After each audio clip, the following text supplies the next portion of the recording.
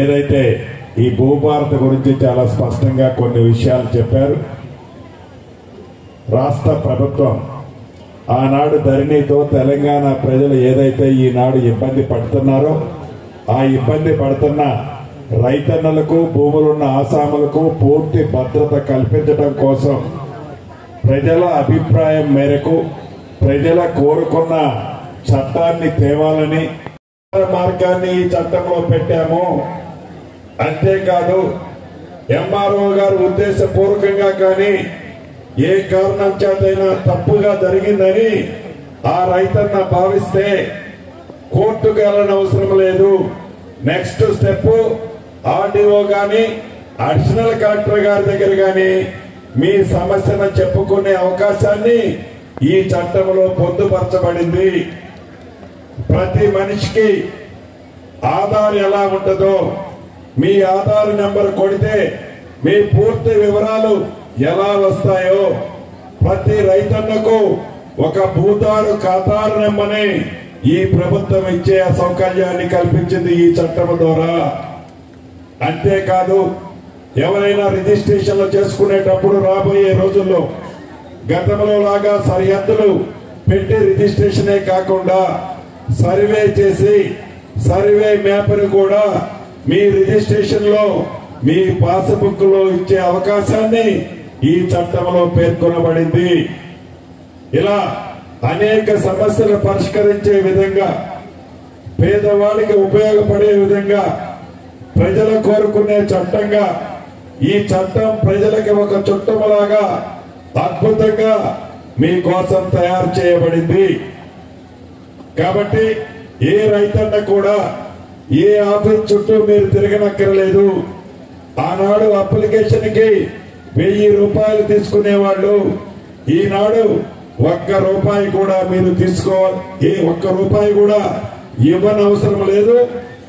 మీ గ్రామాలకే MRO స్థాయి అధికారుల team మీ గ్రామాలకే వస్తారు.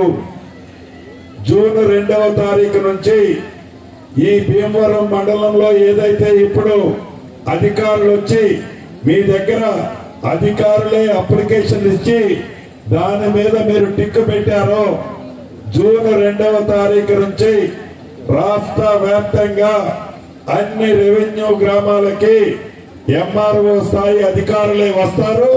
మీ సమస్యలు ₹1 కూడా ఖర్చు లేకుండా మీ గ్రామంలోనే ఆ సమస్యలని ఈ భూభారతి చట్టం ద్వారా పరిష్కరించబడతాయి. అంతేకాదు ఆనాటి ధరలు ఇందాక ఒక రైతన్న చెప్పినట్లు పానీలు మార్చి చట్టాన్ని వారి చుట్టంలాగా ఉపయోగించుకొని పేదవాడి భూములు ఏవైతే అన్యాక్రాంతానికి గురయ్యాయో ఆ గురైన అన్ని భూములని ప్రభుత్వ పక్షాన వెనక్కి తీసుకుంటాం. అది పేదవాడికే పంచుతాము. అంతేకాదు ఈ చట్టంలో ఒక ప్రత్యేకమైన అంశాన్ని కూడా చేర్చాం. ఏ అధికారైనా ఉద్దేశపూర్వకంగా కానీ కావాలని కానీ ఏ రైతన్ననైనా ఇబ్బంది పెడితే అది నిజమని తేలితే ఆ అధికారి మీద చర్యలు తీసుకునే అవకాశాన్ని కూడా ఈ చట్టంలో పెట్టాము. అంటే నలుగురు కోసం 4 గోడల మధ్య వారి స్వార్థం కోసం ఆనాటి ప్రభుత్వం తయారు చేసిన ధరణి లాగా కాకుండా లక్షలాది మంది ప్రజలు భూములున్న ఆసాములకి పూర్తి భద్రత కల్పించే విధంగా అద్భుతంగా ఈ చట్టాన్ని తయారు చేసుకోవడం జరిగింది. కానీ అమలు చేసే బాధ్యత అధికారుల మీద పెట్టాము. అధికారులకు అన్ని సభల్లో చెప్పినట్టు ఇక్కడ కూడా చాలా స్పష్టంగా చెప్తున్నాను. ఇది పేదోడి ప్రభుత్వం. పేదోడికి అండగా ఉండాలన్న తాపత్రయం గౌరవ ముఖ్యమంత్రి రేవంత్ రెడ్డి గారి నాయకత్వంలో ఈ ప్రభుత్వం ఈనాడు పనిచేస్తుంది.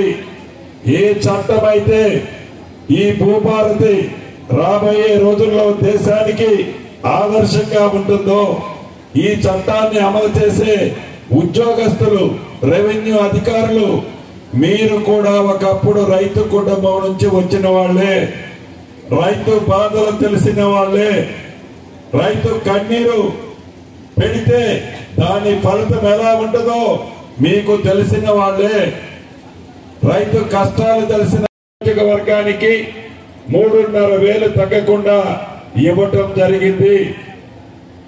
ఈ నెలాఖరులోపు ఈ 4,5 లక్షల ఇళ్లు రాష్ట్ర వ్యాప్తంగా మొదలు పెట్టబోతున్నారు. ఇప్పటికే కొన్ని నియోజకవర్గాల్లో ఈ నెలాఖరికి గోప్రవేశం కూడా కాబోతుంది.